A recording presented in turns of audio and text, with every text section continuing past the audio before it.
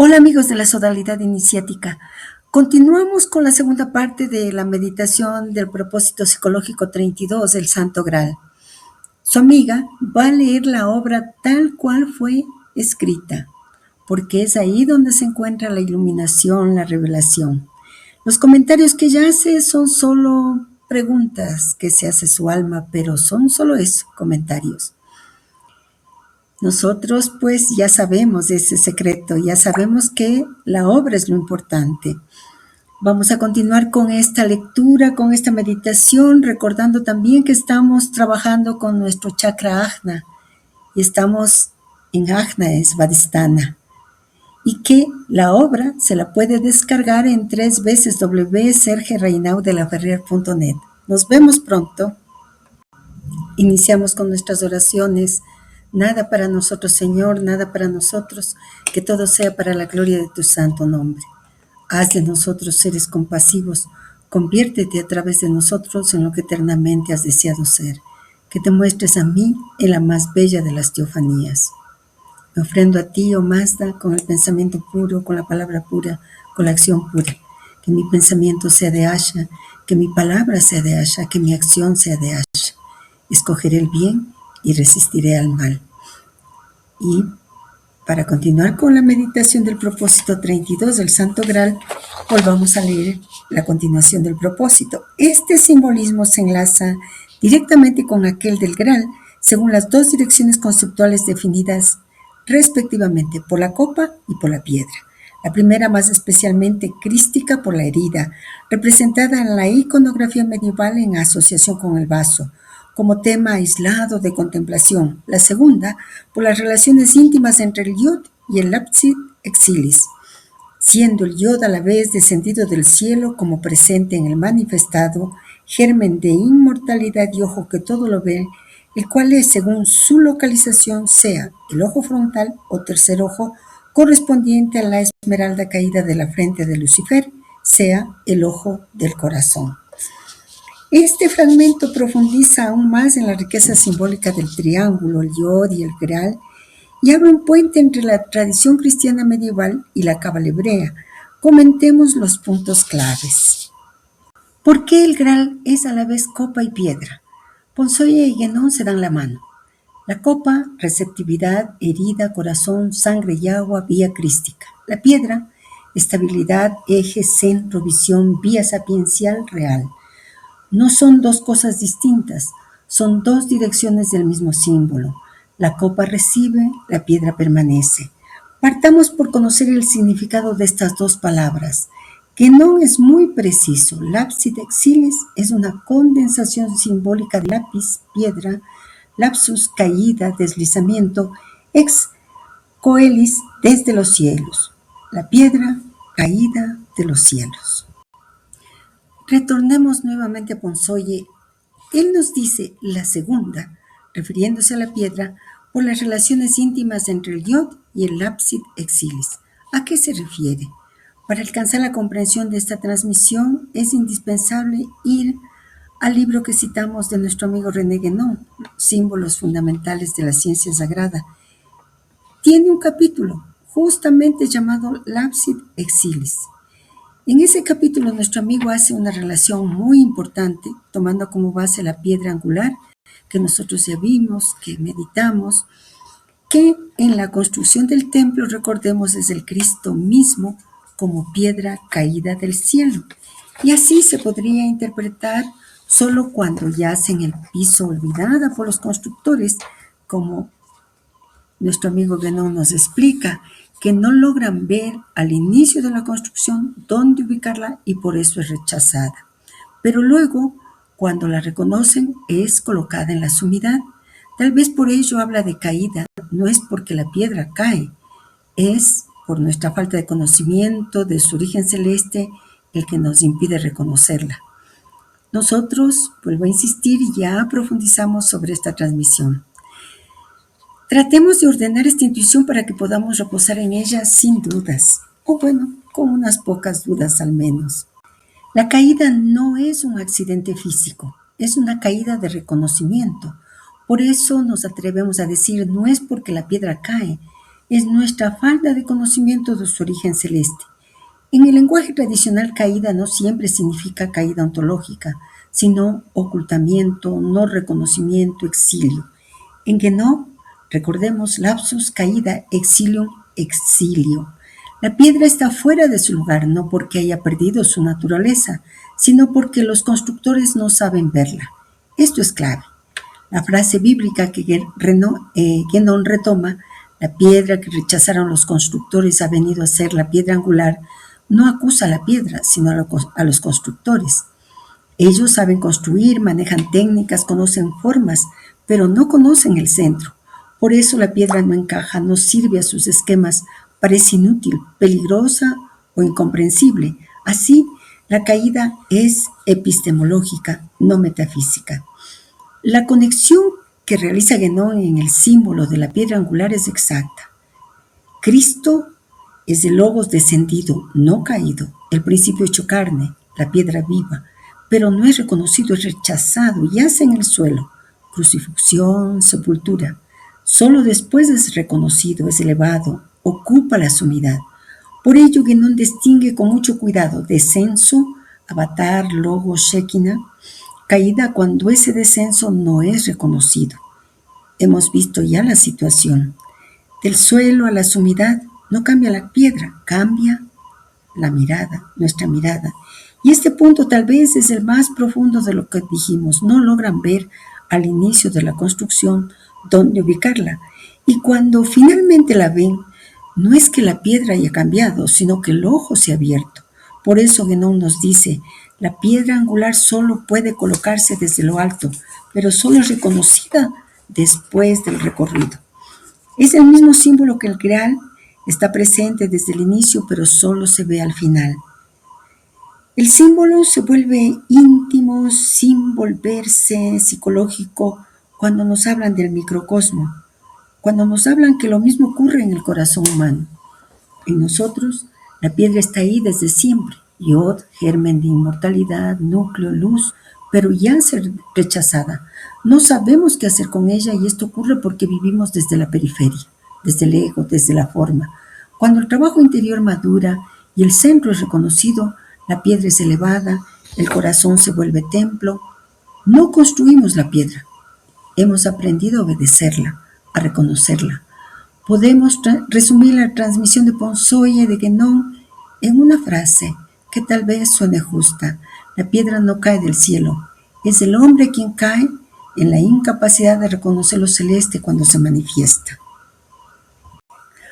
Otra frase que nos dice Ponzoya y en la que debemos meditar es la siguiente. Siendo el Yod a la vez descendido del cielo como presente en el manifestado, germen de inmortalidad y ojo que todo lo ve, el cual es, según su localización, sea el ojo frontal o tercer ojo correspondiente a la esmeralda caída de la frente de Lucifer, sea el ojo del corazón. ¿Por qué Ponzoya nos remite nuevamente al ojo que todo lo ve, del cual hemos comprendido que es el principio que se ve a sí mismo en lo manifestado? El ojo de Horus y el Yod no son el ojo que mira al mundo, sino el principio que se reconoce en el mundo. Nos han dicho también que cuando ese Yod está inscrito en el corazón, se vuelve órgano de visión, nous, ojo del corazón, intelecto puro. Por ello ve directamente a Dios, no como objeto, sino como identidad de presencia. Ahora Ponzoya añade otro elemento. Él nos dice, el cual es, según su localización, sea el ojo frontal o tercer ojo correspondiente a la esmeralda caída de la frente de Lucifer, o sea, el ojo del corazón, que esa partecita ya la hemos meditado. Por lo tanto, detengámonos en aquello de ojo frontal o tercer ojo correspondiente a la esmeralda caída de la frente de Lucifer. Y no ha sido fácil encontrar, pero René Guénon tiene un librito y quiero recordarles un elemento que yo les comenté. René Guénon pues pone notas al pie dirigiéndonos a otras partes de su obra. Y ahí uno puede decir, ¡voilà!, porque complementa la enseñanza. Ponsoye no hace eso, pero remite a los libros que corresponden, indica inclusive los capítulos que corresponden en la obra de René Guénon. Ponsoye era su discípulo más directo. Por lo tanto, vayamos al libro de Guénon, El Rey del Mundo, capítulo 5, el simbolismo del Graal. En todas las tradiciones se hace alusión a algo que, a partir de una cierta época, se habría perdido o estaría oculto. Es, por ejemplo, el soma de los hindúes o el ahoma de los persas, el brebaje de la inmortalidad, que precisamente tiene una relación muy directa con el Greal, puesto que este es, se dice, el vaso sagrado que contuvo la sangre de Cristo, la cual es también el brebaje de la inmortalidad. Por lo demás, el simbolismo es diferente. Así, entre los judíos, lo que se ha perdido es la pronunciación del gran nombre divino, pero la idea fundamental es siempre la misma y veremos más adelante a qué corresponde exactamente. Lo que muestra quizás más claramente la significación esencial del Grial es lo que se dice de su origen. Esta copa habría sido tallada por los ángeles en una esmeralda caída de la frente de Lucifer en el momento de su caída. Algunos dicen una esmeralda caída de la corona de Lucifer, pero en eso hay una confusión que proviene de que Lucifer, antes de su caída, era el ángel de la corona, es decir, de Keter, la primera séfira, en hebreo Hakatriel, nombre que tiene por lo demás como número 666. Esta esmeralda recuerda de una manera muy llamativa la urna, la perla frontal que en el simbolismo hindú, de donde ha pasado al budismo, ocupa frecuentemente el lugar del tercer ojo de Shiva, que representa lo que se puede llamar el sentido de la eternidad, así como ya lo hemos explicado en otra parte. Su amiga les propone calcular el valor de Hakatriel y veamos lo que encontramos. Hakatriel se escribe G, Kaf, Tau, Resh, Yud, Aleph, Lamed, que en valores geométricos da 666, como nos indica Guénon. Entonces, Hakatriel, escrito en hebreo, tiene un valor total de 666 en gematría, lo que coincide con lo que Guénon señala. Conectar Hakatriel con Keter, la primera séfira del árbol de la vida, nos permitirá profundizar la alusión de Guénon. Keter, ira de plenitud y totalidad, se escribe Kaf, Tau, Resh, igual 620. Hakatriel es una expansión de Keter.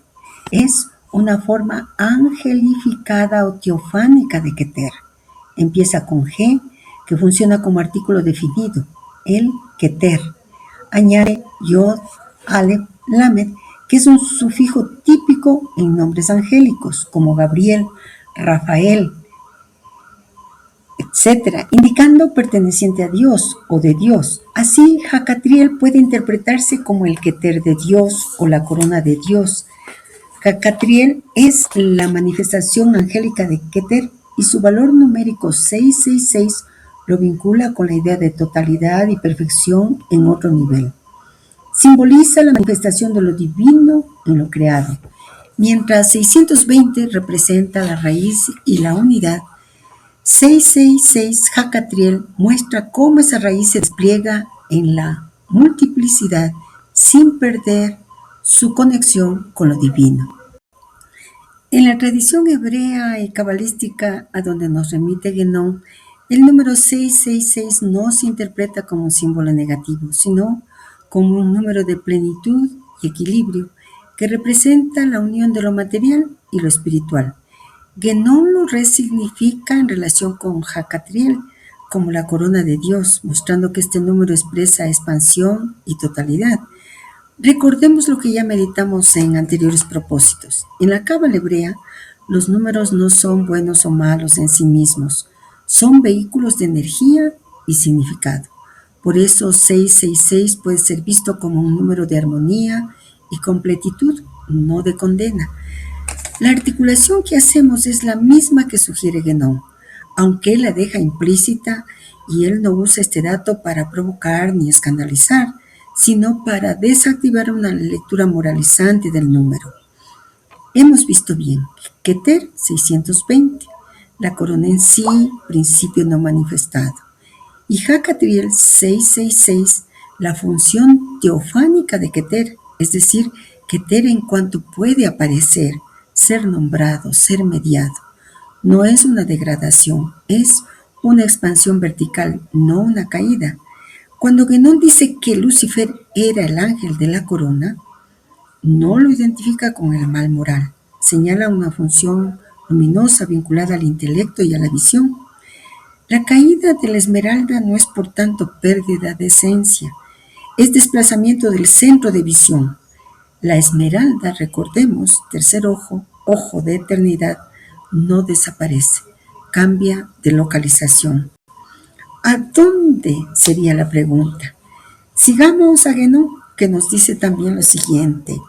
En su aplicación al ser humano, esta última observación debe ser vinculada con las relaciones entre el tercer ojo y el luz, del cual el ojo frontal y el ojo del corazón representan en suma dos localizaciones diversas y que es además el núcleo o germen de inmortalidad. ¿A qué se refiere con aquello de dos localizaciones diversas? Podría decir que el ojo frontal, está en la frente como el ojo de Shiva y el otro en el corazón. Desglosemos lo que Guénon nos está señalando. En la tradición hebrea, el luz es considerado el hueso indestructible o el núcleo de inmortalidad en el ser humano. Guénon lo interpreta más simbólicamente como el principio permanente en el hombre, el germen que sobrevive a la disolución corporal. El luz y las dos localizaciones. Aquí está la clave mayor. El ojo frontal y el ojo del corazón. El luz no es un órgano físico ni un centro energético. Es el principio de permanencia, el germen de inmortalidad, lo que permanece idéntico a sí mismo a través de todos los estados. Guénon no habla de dos centros distintos, sino de dos modos de manifestación de un mismo principio. Nos dice que ambos representan dos localizaciones diversas de ese mismo principio, el luz. En la tradición hindú, el tercer ojo, o ojo de Shiva, Ajna Chakra, ubicado en la frente, es el centro de visión espiritual asociado al despertar de la conciencia superior. En la tradición semítica y cristiana, el corazón, como centro espiritual, ojo del corazón, ubicado en el centro del pecho, corresponde al corazón espiritual, que en muchas tradiciones es el asiento del alma, la intuición y la unión con lo divino. Ambos, podemos entender, son dos modos de referirse al mismo germen de inmortalidad, pero situados en dos lugares distintos del cuerpo simbólico. La frente como sede de la visión trascendente, el corazón como sede de la unión afectiva y esencial con lo divino. En síntesis, el ojo frontal está en la frente como el ojo de Shiva y el ojo del corazón está en el pecho como el centro espiritual del ser. Ambos, para Guénon, en la transmisión de nuestro amigo Guénon, son expresiones del luz, el núcleo mortal, visto desde dos tradiciones o dos simbolismos complementarios. Veamos el matiz más importante.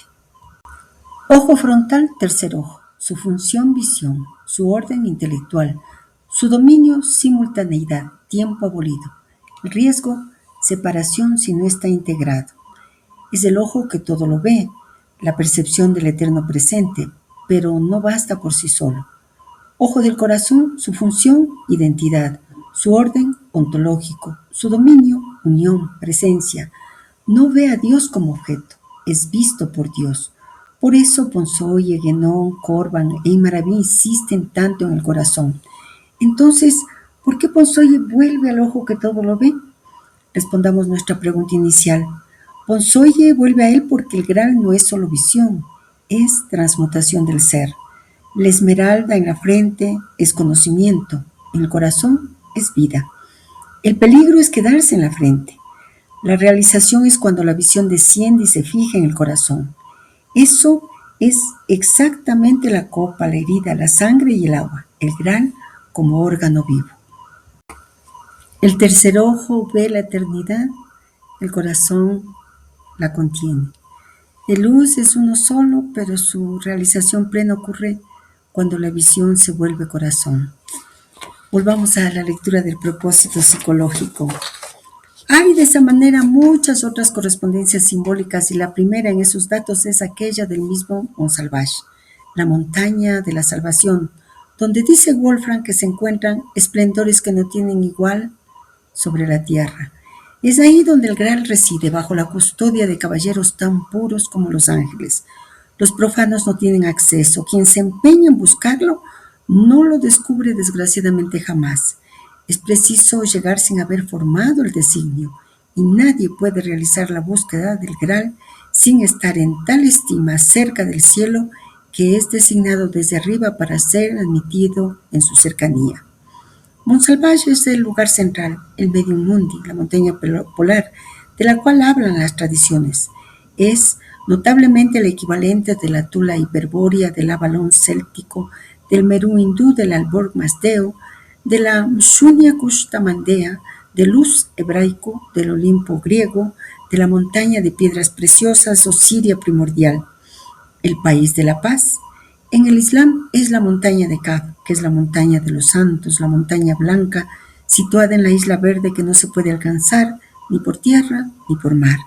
Para el cristianismo, como para el judaísmo, el Medium Mundi estaba identificado con la colina de Sión, pero en el mismo judaísmo esta no era más que una localización secundaria, y algunos textos hebraicos guardan la huella de una tradición primitiva que concierne a la situación polar del árbol de la vida y de la montaña santa.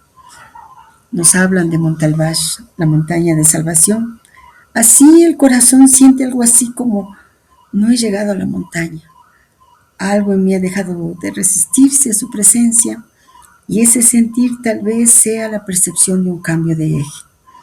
En el lenguaje tradicional eso se llama cambio de orientación, entrada en el eje, aproximación al centro. No significa haber llegado en el sentido final, significa haber dejado de caminar en la periferia, y eso es real. Wolfram es muy preciso y Ponzoya lo subraya. Quien se empeña en buscarlo no lo descubre jamás. Es preciso llegar sin haber formado el designio. Y esto es decisivo. La montaña no se conquista, no se merece, no se declara alcanzada. Se reconoce cuando uno deja de querer alcanzarla. Sin embargo, volver al libro de Ponzoy es indispensable. Allí el tema de la montaña de salvación está explicitado de manera más profunda. Se halla en el capítulo Correspondencias simbólicas. Leyéndolo en la clave justa, esto es ordenar, respirar y dejar que el símbolo hable para que podamos habitarlo sin forzarlo, su amiga ha hecho solo un pequeño resumen, lo que ella ha podido alcanzar a ver. Montsalvage no es un lugar al que se llega, sino al que se es conducido. La frase clave es: quien se empeña en buscarla, no la encuentra. Hay que llegar hasta ella sin habérselo propuesto. Esto no es una paradoja literaria, es una ley iniciática. La montaña de la salvación no responde a la voluntad del yo, sino al reconocimiento del principio. Buscarla como objetivo la vuelve inaccesible porque el yo todavía se coloca como centro. Llegar sin haberlo propuesto significa que el eje ya ha sido desplazado. No caminas hacia el centro te reconoce. Por eso, nadie puede llevar a término la demanda del Grial si el cielo no lo tiene en tal estimación. Entonces no es mérito moral, es consonancia ontológica. La montaña polar, el centro que no se mueve. Ponzoye es absolutamente genoniano. Todas las montañas que enumera, Meru, Albor, Shunya Kushta, Kav, Avalon, Luz, Olimpo, Sión, montaña de piedras preciosas, no son lugares distintos, sino un mismo símbolo visto desde tradiciones diferentes. La clave es esta expresión, Medium Mundi. Esto significa tres cosas a la vez: centro espacial, no geográfico, sino simbólico; centro ontológico, principio de manifestación; centro interior del ser humano. La montaña polar no está en algún sitio, está allí donde el eje vertical está vivo. Por eso Kaf está en el centro y en el extremo del mundo. No se alcanza ni por tierra ni por mar, porque no pertenece al dominio horizontal. Kaf y Montsalvage, el mundo imaginal. Entramos en la parte más hermosa. Cuando Ponzoy introduce a Corban y Maraví nos está diciendo algo decisivo. La montaña no pertenece al mundo sensible, Molk, tampoco al mundo puramente angélico, Malakut, pertenece al Barzak, el mundo intermedio. Ese mundo se llama Alam al-Vital, el mundo de las formas verdaderas. No es fantasía, es realidad más real que lo físico, pero no mensurable. Por eso allí no hay sol ni luna, la luz procede de la montaña misma.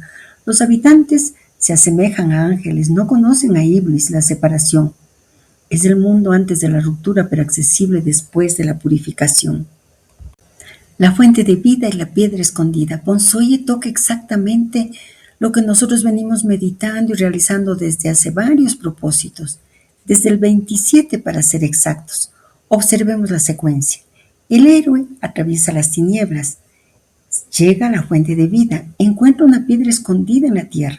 Esa piedra es vivificada por el elixir. De ahí nace el cuerpo de resurrección. Esto no es otra cosa que la alquimia interior. La frase clave es esta: esa huella esencial es una piedra encerrada en las profundidades de la tierra natural. Ponzoye nos dice sin rodeos: la montaña está dentro, el Graal está dentro, la piedra está dentro, pero enterrada, olvidada, reducida a virtualidad, y solo puede ser despertada no por esfuerzo profano, sino por el medio iniciático, el elixir. El paraíso del gnóstico fiel es su propio cuerpo. Este es uno de los puntos más decisivos. No significa el cuerpo físico tal como es, significa el cuerpo transfigurado, el cuerpo atravesado por el eje, el cuerpo reconciliado con su origen. Por eso se dice que la arcilla del gnóstico procede de su paraíso, no porque sea distinto de los demás, sino porque ha recordado de dónde viene. Nos hemos atrevido a decir desde el propósito 27, y eso cambia completamente el eje, porque ahí no empezó una reflexión, empezó una obra. Y eso explica por qué ahora aparece la montaña de salvación, no como teoría nueva, sino como reconocimiento de estado. Respondamos con mucha precisión, porque aquí el riesgo no es no entender, sino querer fijar lo que solo puede ser habitado. Desde el propósito 27 hasta este momento, hasta este instante, hasta esta parte de la obra, no visto, no vivido como una progresión, sino como una verticalización. Tratemos de decirlo con exactitud. En el propósito 27, con Corban y Tierra Celeste, cuerpo de resurrección, el conocimiento fundamental fue entregado.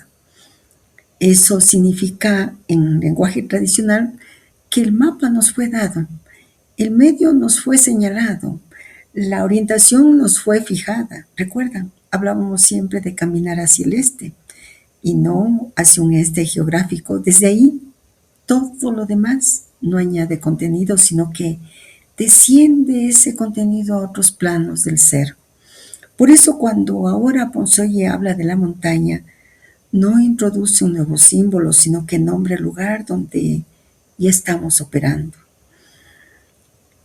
Llevarlo a presente, puesto que eso nos hemos considerado como un mecanismo sumamente importante para que no quede como idea abstracta, sino como esa responsabilidad de realización. Llevarlo a presente significa cambiar la relación con lo que vivimos, digámoslo de forma un poco más clara, un poco más simple. Antes, búsqueda. Nosotros íbamos al texto, al símbolo, a la comprensión. Ahora, estado de montaña. El símbolo viene a nosotros. El texto nos reconoce. La comprensión se presenta sin esfuerzo. Y recordemos, la montaña no es una meta, es un régimen de presencia. Y retomemos la secuencia.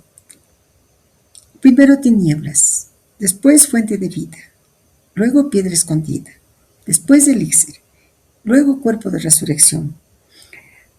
Todo esto no describe etapas superadas, describe un ciclo que se vuelve simultáneo. Y ya tenemos el ojo de Shiva y podemos ver esa simultaneidad de alguna manera. Desde el propósito 27, lo que nos ocurrió y que podemos decirlo es que las tinieblas dejaron de ser confusión y se volvieron velo. La fuente dejó de ser algo buscado y se volvió referencia interior. Y la piedra dejó de ser concepto y se volvió peso real. Y el elixir dejó de ser imagen y se volvió medio operativo. Por eso ahora aparece la montaña, porque cuando el eje está activo, el centro se manifiesta. La montaña habla cuando ya no se pregunta qué hago. Y esto es crucial. Ponzoy insiste en que no se llega proponiéndoselo. Eso implica que el momento en que la montaña es nombrada es justamente aquel en que la voluntad personal ya no dirige. Por eso nuestra pregunta es tan justa: ¿cómo llevo presente el hecho de que me hablen de la montaña de salvación? Y tal vez la respuesta directa, sin rodeos: no hagamos nada con eso. No lo convirtamos en proyecto, no lo integremos como logro. Llevarlo presente es no interrumpir lo que ya está ocurriendo. Y un signo claro para que no nos perdamos, un criterio muy sobrio, no emocional. Mientras el estudio no genera agitación, el símbolo no exige conclusión.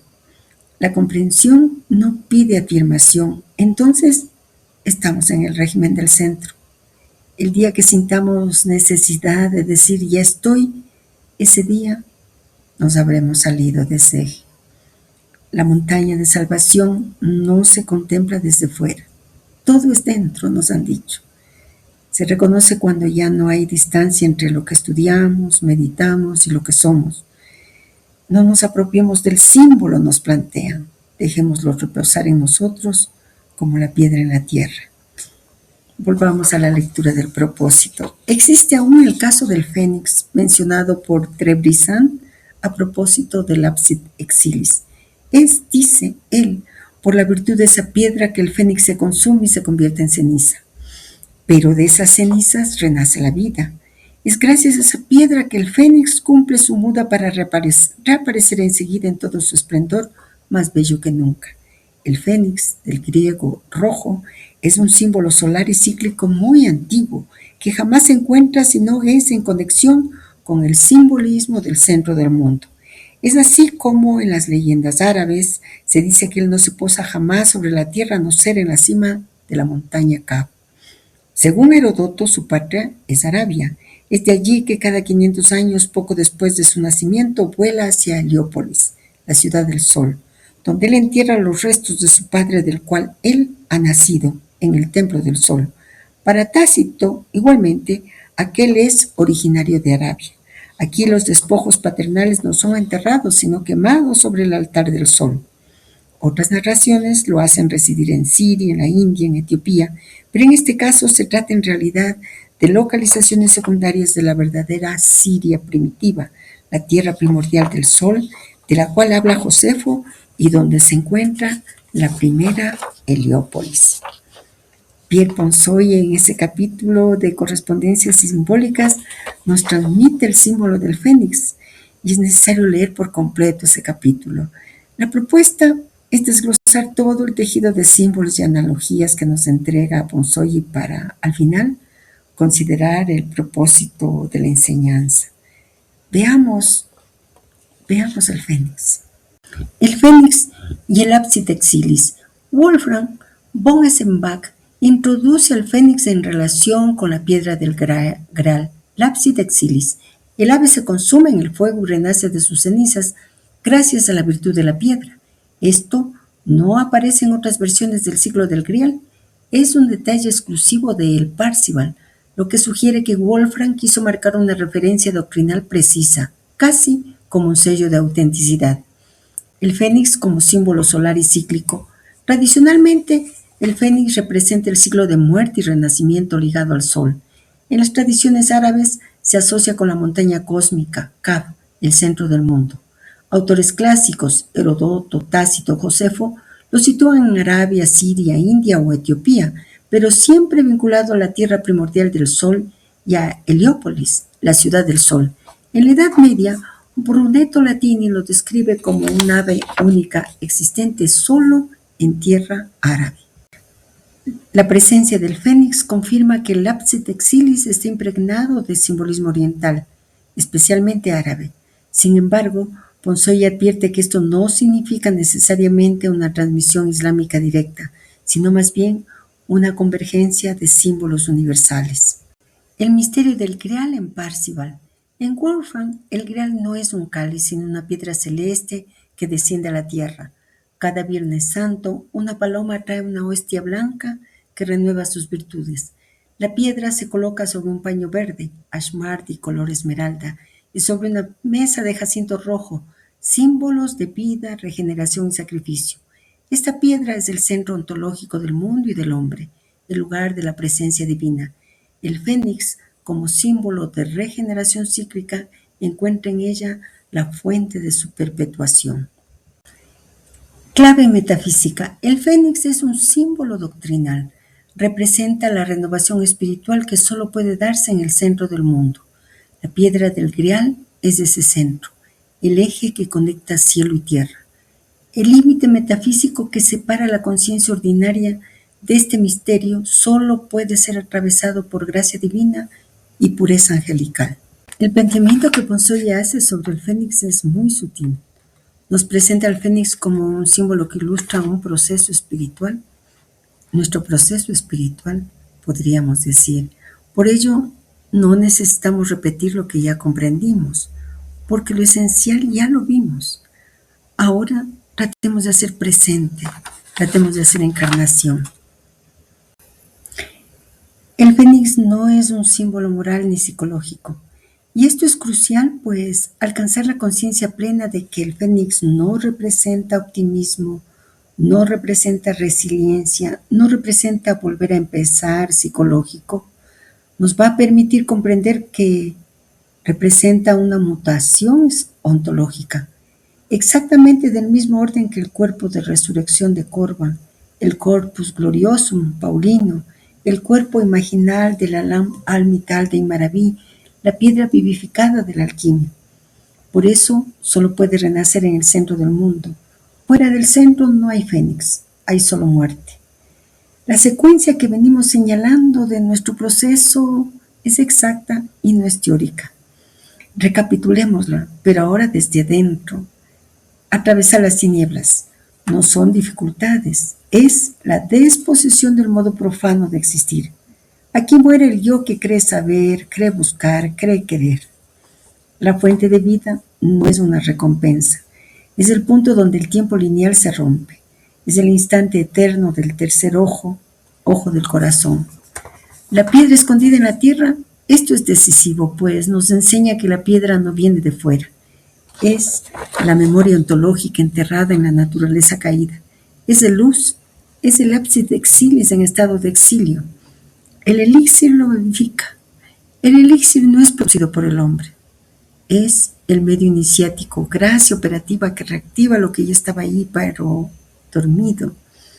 Y el nacimiento del cuerpo de resurrección es cuando aparece el fénix, no como símbolo, sino como imagen operativa de lo que ocurre. ¿Por qué el fénix necesita la piedra? Ponsoy es extremadamente preciso cuando nos dice, es por la virtud de esa piedra que el fénix se consume y nace. Y esto significa algo muy radical. El fuego no destruye por sí mismo. El fuego sin piedra mata. Solo la piedra hace que el fuego no sea aniquilación, sino transmutación. La piedra es el principio de identidad permanente que permite atravesar la disolución sin perder el ser. Por eso el profano se quema y se pierde. El fénix se quema y permanece. El fénix y nuestro presente, esto es lo más delicado. Bueno, el fénix, al menos podemos darnos cuenta de que no aparece cuando decimos me siento renovada. Aparece cuando algo en nosotros ha muerto de verdad y no intentamos resucitarlo. El fénix no salva lo viejo. El fénix no mejora lo anterior. El fénix no repara. El fénix confirma que la combustión fue total. Y eso solo ocurre cuando el corazón acepta perder sus apoyos, cuando el yo espiritual también se quema, cuando no queda nada que defender. entonces y solo entonces la piedra actúa. Ponzoya no nos dice ahora ha llegado. El secreto que nos transmite el texto es algo mucho más sutil, mucho más fino. Es como que si él nos dijera el lugar existe, el proceso es real, la resurrección no es metáfora. Y nos lo dice porque ya no leemos como literatura todo esto, sino como una geografía interior, real. Eso es lo que ha cambiado en nosotros. Bueno, volvamos a la lectura del propósito. Se pueden notar fácilmente las relaciones características entre el ábside exilis y la roca de esmeralda, Sacraj, del país de Cab, relaciones que por otra parte serían demasiado extensas para detallarlas al presente.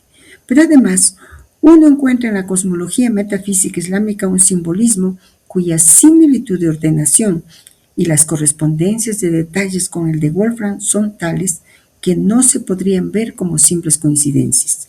Sin querer desarrollar esa doctrina muy compleja, es preciso aclarar de todas maneras, según Maraví, que la jerarquía de los grados de la existencia universal comprende en serie descendente el intelecto primero, el alma universal, la naturaleza universal, la materia primordial o ile, el cuerpo espiritual.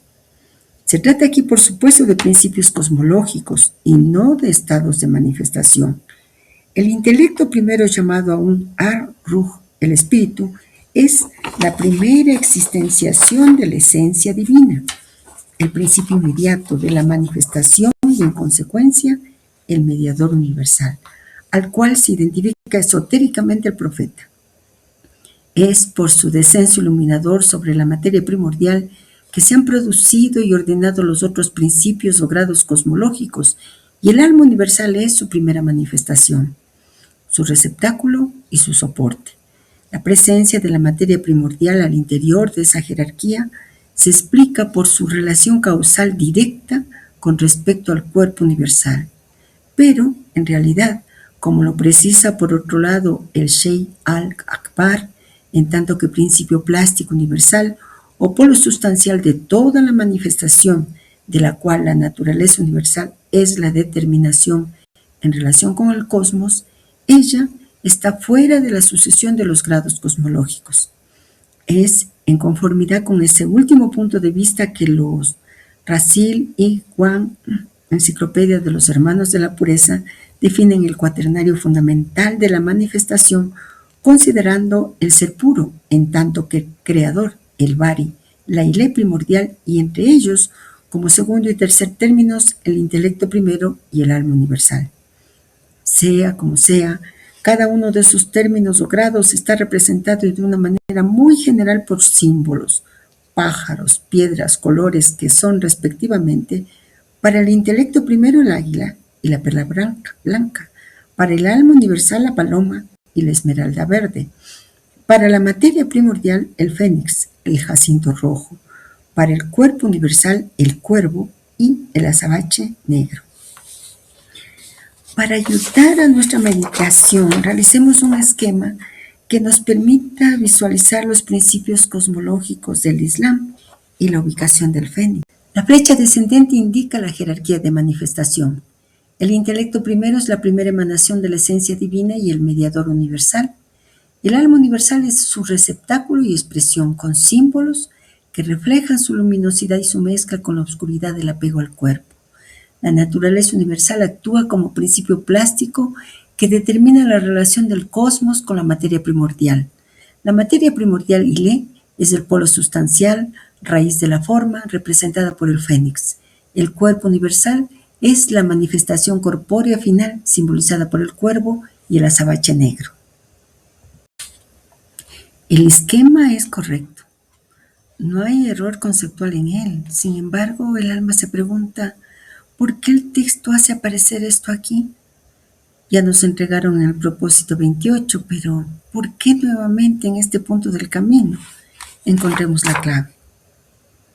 Primero, ¿por qué aparece ahora esta cosmología? Este pasaje no está puesto para enseñar cosmología islámica. Eso sería un error de lectura. Ponzoya no está informando, está situando.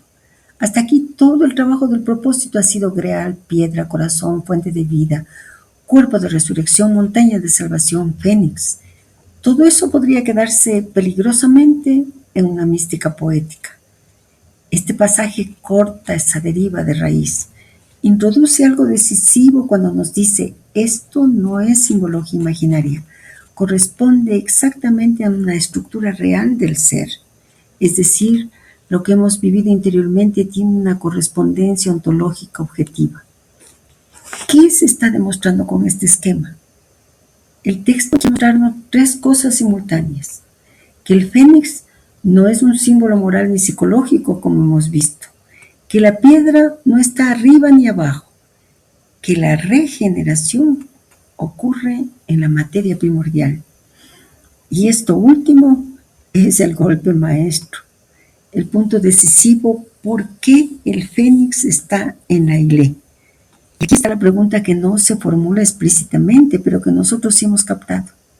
¿Por qué el fénix, símbolo solar y de resurrección, aparece en la materia primordial y no en el intelecto o en el alma? Porque la doctrina es radical. La resurrección no ocurre en el intelecto, no ocurre en el alma, no ocurre en la contemplación. Ocurre en la materia cuando es tocada por el espíritu. La Ilé no es materia bruta, es potencia pura. Es el lugar donde todo puede morir y por eso el único lugar donde algo puede renacer realmente. El fénix no habita lo luminoso, habita el punto donde todo puede desaparecer, por eso es símbolo de la materia primordial. Ahora se entiende el grial de Wolfram. Esto explica que sin esta cosmología quedaría incomprensible.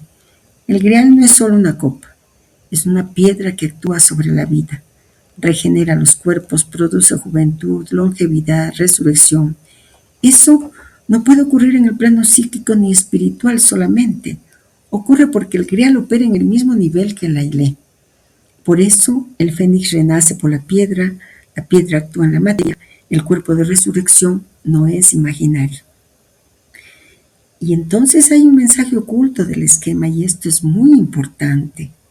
El texto nos está diciendo, sin decirlo explícitamente, no huyas de la materia, no huyas del cuerpo, no huyas de la tierra. La vía del grial no es ascensional en el sentido habitual, no es escapar hacia lo alto, es descenso iluminador. El intelecto desciende, el espíritu toca la Ilé, la materia se vuelve transparente, y entonces arde sin destruirse. Eso es el fénix. Volvamos a nuestra pregunta. ¿Por qué nos transmiten esto ahora? Y la respuesta es clara, porque ya no estamos leyendo símbolos. Estamos viviendo un proceso de recuperación de la memoria sagrada. Y este pasaje nos protege de un error grave. Creer que la obra ocurre en lo espiritual, creer que el cuerpo es un obstáculo, creer que la resurrección es después. No, nos dicen, la obra ocurre aquí, en la materia, en el cuerpo, en el corazón encarnado. Lo que nuestro corazón intuye cuando decimos, no logro comprender por qué lo transmiten, o mejor, siento que esto me concierne directamente, y es verdad. Este esquema no se da al principiante, ni al curioso, ni al erudito. Se da cuando la materia interior ya ha sido atravesada por el fuego, pero aún necesita ser comprendida para no romperse. Escuchemos todo esto con el corazón, como si escucháramos a Ponzoya, Inmeraví, a Corban, al maestre. El fénix no huye del mundo, arde en él y lo vuelve transparente. Por eso estamos aquí, por eso este texto aparece ahora. La comprensión ya está en nosotros, las palabras solo lo están alcanzando. En fin, volvamos a la lectura del propósito. En fin, en el hermetismo islámico, según la aceptación simbólica, el fénix es una representación del azufre rojo o del ser que ha llegado al término de la obra, es decir, a la realización en sí mismo del hombre universal. Según esta línea de interpretación, sería preciso ver en la mención del pájaro sagrado por Trebizond una de las marcas de pertenencia del magisterio del Graal a la orden de los grandes misterios. El fénix en el hermetismo islámico simboliza efectivamente el azufre rojo, el ser que ha consumado la obra alquímica, es decir, que ha realizado en sí mismo el hombre universal, al-Insan al-Kamil. Su alusión al azufre rojo nos recuerda a la alquimia, por supuesto. Nuestro amigo Titus Burckhardt, que sí lo conocemos, en su obra Alquimia nos habla de las etapas de la obra. Escuchémosle. Hay varias divisiones en la obra alquímica, cada una de las cuales representa una simplificación esquemática del proceso en sí. Sin embargo, todas ellas son correctas, porque expresan la lógica interior de este. Sin duda, la división más antigua es la que designa las fases o etapas de la obra con colores, y posiblemente se deriva de un determinado proceso metalúrgico, como la limpieza y coloración de un metal. Sigue el ennegrecimiento, melanosis, nigredo, de la materia o de la piedra, el blanqueo, leucosis, albedo, y por último el enrojecimiento, iosis, rubedo. Negro es ausencia de color y de luz, blanco es pureza, luz íntegra que no se ha quebrado en colores. Rojo es la esencia del color, su punto culminante y su fuerza máxima. El rojo púrpura real es siempre el que cierra la serie. La tercera y última fase de la obra es el rubedo.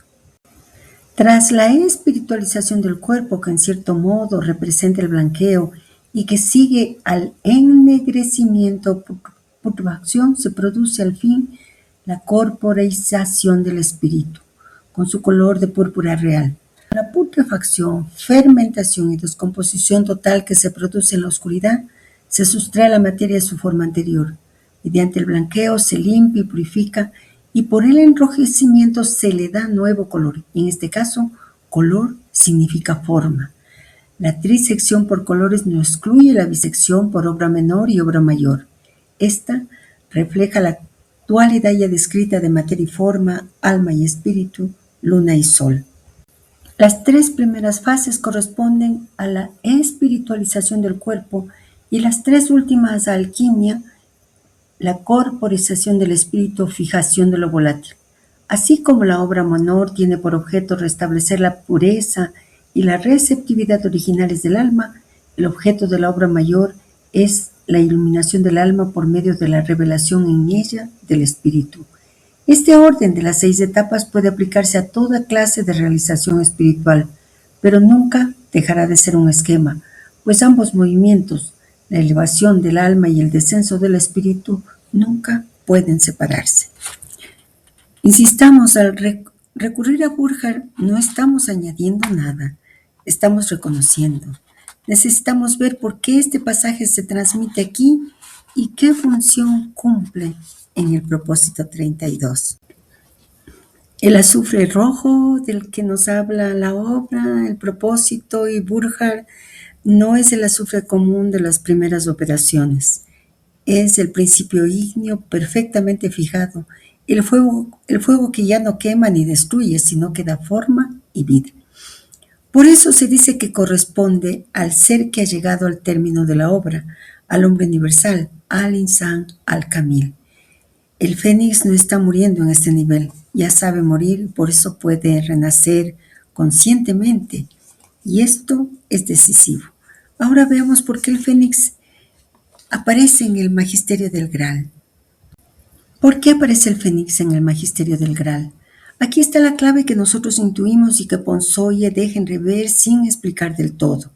Cuando Trebrizhen menciona al fénix en relación con el Apsit Exilis, no está embelleciendo el relato, está marcando una pertenencia iniciática. Ponzoye lo dice claramente. Una de las marcas de pertenencia del magisterio del Graal a la orden de los grandes misterios. ¿Qué significa esto?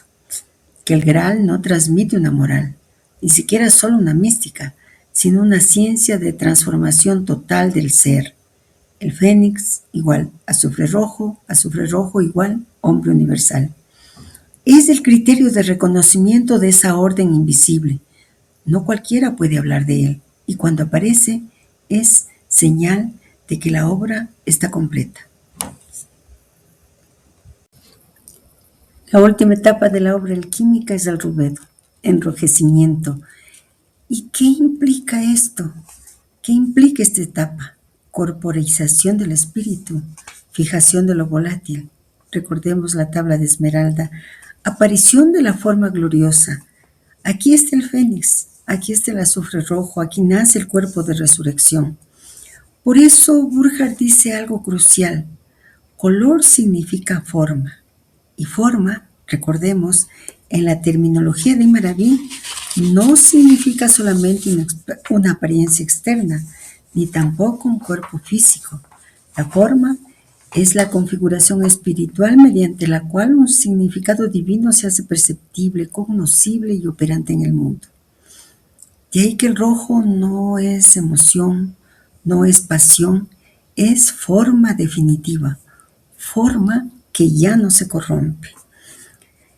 Entendamos también esto, que une con todo lo anterior. El fénix solo aparece en el centro del mundo, en la montaña de Cab, en Heliópolis, en Montsalvage, en el lugar del Grial. ¿Por qué? Porque solo en el centro puede completarse la obra. Fuera del centro tenemos procesos, búsquedas, purificaciones, pero no fijación. El azufre rojo no se obtiene en la periferia del ser, sino en su eje. Por eso no se llega al grial buscándolo, no se accede por voluntad propia, se es designado desde arriba. Esto no es elitismo, es ley ontológica. Y bueno, volvemos a nuestra pregunta inicial, ¿por qué lo transmiten? Ahora podemos respondernos más directamente. Lo transmiten porque el peregrino ha llegado al punto donde esta clave puede ser recibida sin deformarse. Antes el fénix era entendido como mito, símbolo poético, fantasía cíclica. Aquí en el propósito 32 y en este punto ya no. Aquí el fénix aparece después de la montaña de salvación, después de la piedra, después de la fuente, después del cuerpo de resurrección, es decir, cuando el esquema está completo. El texto no nos dice hazte fénix, nos dice en silencio, sabrás que la obra está cumplida cuando el fénix sea posible. Ahora podemos decirnos que no estamos leyendo esto como teoría, lo estamos reconociendo y cuando un símbolo ya no se entiende solo con la mente, sino que resuena como algo vivido, eso significa que la obra ya no nos es ajena. Ponsoye también nos dice, fénix es una representación del azufre rojo o del ser que ha llegado al término de la obra, es decir, a la realización en sí mismo del hombre universal. Y el hombre universal, en un artículo de Titus Burckhardt, nos dice que no es verdaderamente distinto de Dios, es como la faz de Dios en las criaturas. Por la unión con Él, el espíritu se une a Dios. Otro tanto dice la teología cristiana de Logos. Ahora bien, Dios es todo y al mismo tiempo se halla por encima de todo. Es a la vez inmanente y trascendente. Igualmente, el espíritu, en tal estado de unión, se une a las criaturas en sus esencias por una intuición directa. Al mismo tiempo es como un diamante que no se mezcla con nada y en el que nada penetra, pues participa de la realidad divina que se basta a sí misma. ¿Qué implica entonces la realización en sí mismo del hombre universal? Esta es una pregunta justa y no es menor. Vamos a tratar de responderla. ¿Qué implica realizar en sí mismo al hombre universal? Esta es nuestra pregunta directa. No implica llegar a ser alguien, la realización no añade nada al ser humano, quita todo lo que no es esencial. Por eso hay putrefacción y gredo, hay muerte simbólica, hay atravesar las tinieblas. El hombre universal no se construye, se revela cuando los velos caen. Implica la coincidencia de todos los niveles del ser. En el hombre ordinario, cuerpo, alma y espíritu están desalineados, cada uno tira hacia un lado. En el hombre universal, cuerpo, alma y espíritu están perfectamente centrados. Todos obedecen a un único principio. Por eso Burckhardt usa la imagen del diamante. No se mezcla con nada y en el que nada penetra. No porque esté separado del mundo, sino porque ya no está fragmentado. Implica una doble condición, inmanencia y trascendencia. Este es el punto más sutil del texto de Burckhardt. Él nos dice: Dios es inmanente y trascendente.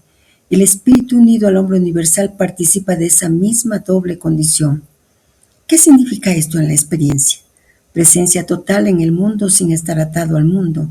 El hombre universal ve las criaturas en su esencia, las ama sin apego, actúa sin apropiación, está en todo, pero no es nada en particular. Relación directa con el fénix y el azufre rojo. Ahora unamos todo con Ponzoyi. El fénix muere totalmente. Disolución de la individualidad cerrada. Renace con una forma que ya no se corrompe. Ese renacer no es volver a ser yo, es ser transparente al principio. Por eso el fénix representa la fijación del fuego, azufre rojo, la corporeización del espíritu, el hombre universal realizado. No es inmortalidad biológica, es incorruptibilidad ontológica. Podemos hacer una formulación final simple y verdadera. Realizar en sí mismo el hombre universal es vivir desde el centro, de modo que ya no hay distancia entre lo que se es y lo que es. No se pierde la humanidad, se pierde la separación. Y por eso el texto de Burckhardt puede decir sin blasfemia: no es verdaderamente distinto de Dios, porque ya no hay dos. Volvamos a la lectura del propósito. Esto nos lleva a examinar los datos de la lapsis de exilis en sí misma. Se sabe que la designación del Graal bajo esa forma no tiene referencia céltica ni cristiana. Ella constituye además un hecho aislado en el corpus legendario del Graal, sobre el cual la crítica no ha terminado de preguntarse. Las afinidades que ella presenta con la piedra negra de la cava son tanto más notables. El enigma planteado por sí mismo, su mismo nombre permanece entero. Entre todas las hipótesis que han sido avanzadas, la más probable parece ser aquella que la ha considerado una contracción de lapsus ex chelis. La piedra del Graal ha sido traída a la tierra por ángeles y ella será llevada más tarde a las Indias, donde se situaba entonces el paraíso terrestre. Ella es el principio eucarístico del cual se nutren exclusivamente los elegidos. Cura a los enfermos, conserva la juventud, preserva de la muerte, atrae a un gran número de hombres, pero ninguno la descubre, solo los predestinados. Ella misma designa por una inscripción milagrosa a los miembros de la comunidad santa y a los reyes del Graal. La piedra de la cava ha sido traída del cielo por Jibrail, el ángel Gabriel. Ella es, según un hadith, la mano derecha de Dios sobre la tierra. Regresará al paraíso el día del juicio. Tiene un poder de curación disminuido, sin embargo, por el contacto de los pecadores. Es el imán de los hombres. Ella ve y habla y testimoniará en el último día. Esotéricamente es ella quien nombra a los imames. Aquí una nota: el mesianismo en la heterodoxia musulmana, Blochet señala que existe sobre la cava una escalera doble que sube al cielo semejante a la escala de Betel. Cierra la nota. Hay pues semejanza tanto en el origen, la naturaleza y el destino, como en las virtudes preservadoras y oraculares. La única diferencia desde el punto de vista cualitativo concierne a la virtud eucarística, que especifica naturalmente el símbolo cristiano. Hay otra de todas maneras y muy importante desde el punto de vista funcional. Mientras que el Graal es puramente esotérico, la piedra negra asume además el aspecto y el papel correspondientes sobre el plano exotérico. Su relación es pues real pero indirecta, siendo más bien el homólogo del lapsis de exilis, la piedra de la cava celeste, arquetipo de la piedra negra. Este es también objeto de un peregrinaje iniciático, de una búsqueda, y es con ella que las escuelas esotéricas ismaelianas identifican al imán. Sistematicemos lo que nos transmite Ponzoyi. El Graal, principio eucarístico, alimento exclusivo de los elegidos, cura, preserva juventud y vida, designa milagrosamente a los reyes del Graal. La piedra de la cava, mano derecha de Dios en la tierra, poder de curación, imán de los hombres, testigo en el día de juicio, nombra a los imames. Ambas son piedras vivas con virtudes preservadoras y oraculares. El Graal Permanece como misterio esotérico revelado solo a los predestinados. La piedra negra volverá al paraíso el día del juicio. Ambas tienen un destino escatológico ligado a la consumación del tiempo. El grial, símbolo puramente esotérico, reservado a la comunidad santa. La piedra negra, además de su dimensión esotérica, cumple función exotérica en el culto islámico. El verdadero homólogo del ábside exilis es la cava celestial, arquetipo de la piedra negra terrenal. Podemos decir que la síntesis que hemos planteado es adecuada, pero como siempre la pregunta que surge es ¿cómo llevar a presente? ¿Qué significa esta enseñanza en este momento del proceso? Porque también entendemos que Ponzoña vaya demostrando que el Graal es un símbolo que está en diferentes tradiciones, es por tanto universal, pero hay algo más. ¿Qué está diciendo esto ahora a mí, a ti, a nosotros, en este punto del proceso? Ahí está el algo más que intuimos. Veámoslo. ¿Por qué Ponzoña introduce ahora la comparación Greal-Cava? Ponzoña no está ampliando erudición, está haciendo un gesto iniciático muy concreto. Desplaza el símbolo del plano narrativo al plano ontológico. Así como el Grial que no puede seguir siendo algo que se busca, algo localizado en una historia, en un lugar, en una tradición, con la cava sucede igual. La cava no se busca, se circunvala, se reconoce, se toma como eje. Esto es clave. El punto decisivo no es preguntar dónde está la piedra, sino qué función cumple. Observemos lo que ambas piedras hacen, no lo que son. Ambas descienden del cielo, son principios de orientación, designan reyes, imames, nutren, curan, preservan, tienen voz, inscripción, testimonio. Eso significa una sola cosa, no son objetos, son funciones vivas del principio en el mundo y una función no se contempla, se actualiza. El giro interior, ¿cómo llevar a presente el ábside exilis? Aquí está la clave que buscamos. Cuando Ponzoña nos dice que el grial es puramente esotérico y la piedra negra tiene además función exotérica, no está hablando de religiones, está hablando de niveles de realización. En el proceso interior, exotérico es lo que aún necesita forma, rito, gesto exterior. Esotérico, lo que ya es centro, sin soporte externo. El grial no se toca, no se ve, no se posee, se es. Por eso, atrae a muchos, pero ninguno lo descubre, salvo los predestinados, no porque Dios sea arbitrario, sino porque solo el centro reconoce el centro. El verdadero presente del símbolo, el ábside exilis no señala algo que viene, señala algo que ya ha sido despertado. En el propósito 32, después de la montaña de salvación, la fuente de vida, la piedra escondida, el fénix, azufre rojo, hombre universal, ya no se habla del camino, se habla del principio que gobierna el camino, y ese principio es el centro interior que orienta, nutre y designa. ¿Qué nos está diciendo Ponzoña realmente? Lo que Ponzoña transmite no es el Grial, existen muchas tradiciones, sino el Grial es el mismo en todas porque es el centro único que se actualiza en el ser humano realizado. Por eso designa reyes, soberanía interior, nombre mames, guía, viva, no doctrina, alimenta, Eucaristía ontológica, cura, reintegración del ser, preserva de la muerte, cuerpo de resurrección. Eso no se aplica, eso se reconoce. El Grial no está en el centro del mundo como lugar y esto es muy importante comprenderlo. El mundo se ordena alrededor del Grial cuando el centro ha sido despertado. Una frase que nos transmite Ponzoña nos invita a reflexionar.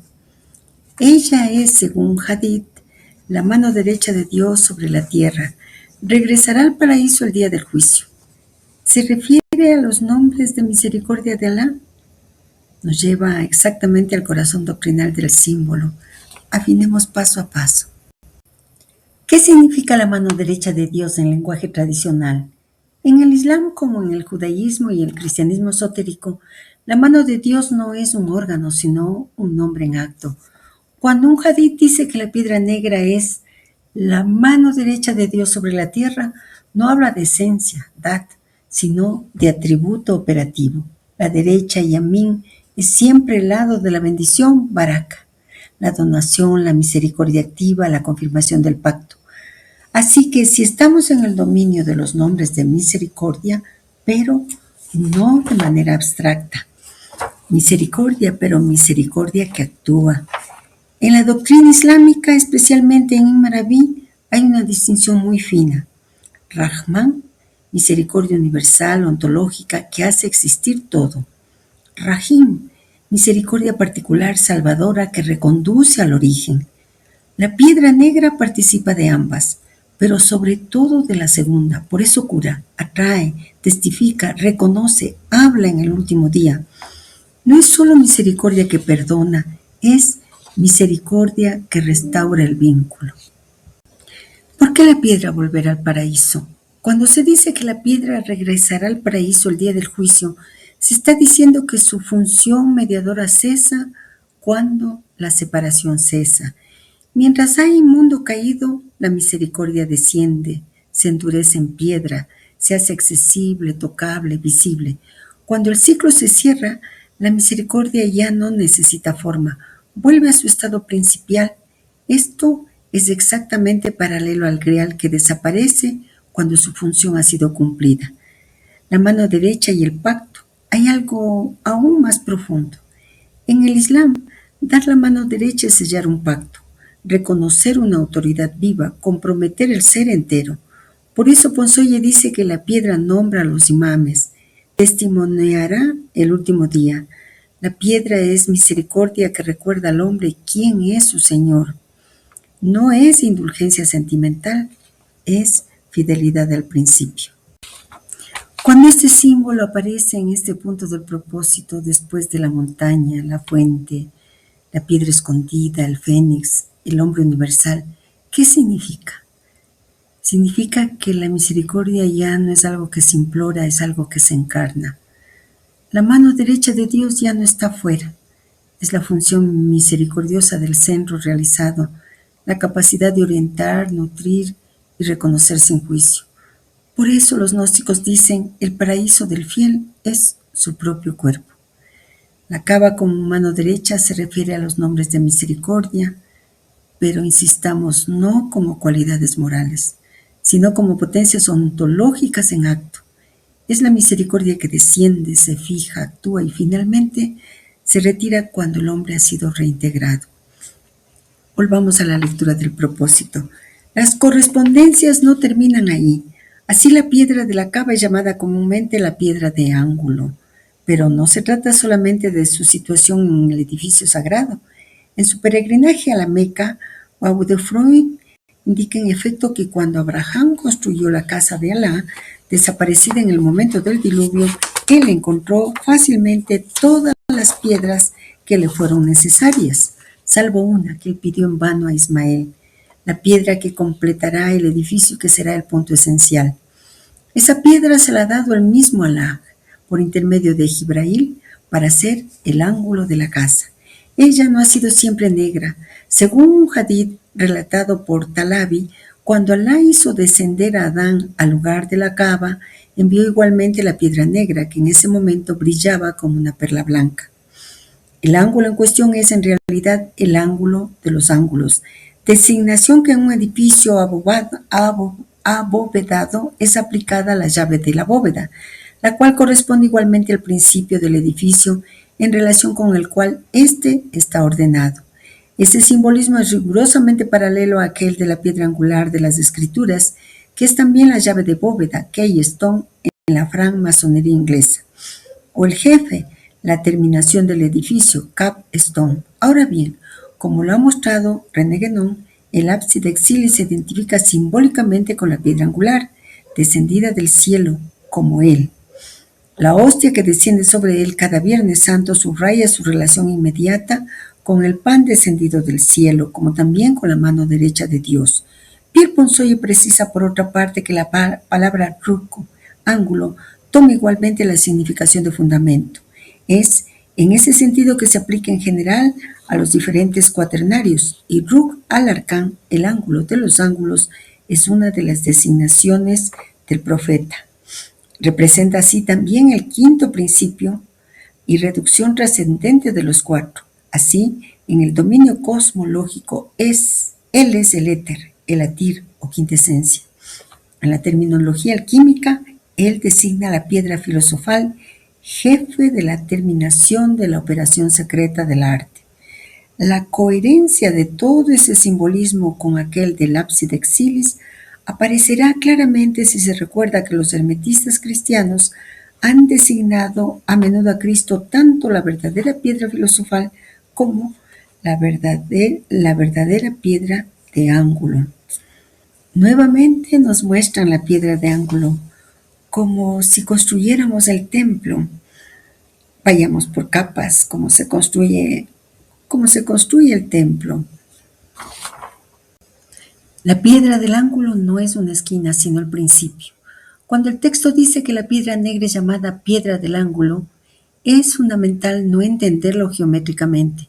Aquí ángulo no es esquina, sino punto de articulación, fundamento invisible, principio ordenador. Por eso Ponzoi precisa que es en realidad el ángulo de los ángulos. Esto es muy importante en arquitectura tradicional. El ángulo de los ángulos es la llave de bóveda, aquello que cierra el edificio, lo mantiene en equilibrio y al mismo tiempo remite al principio.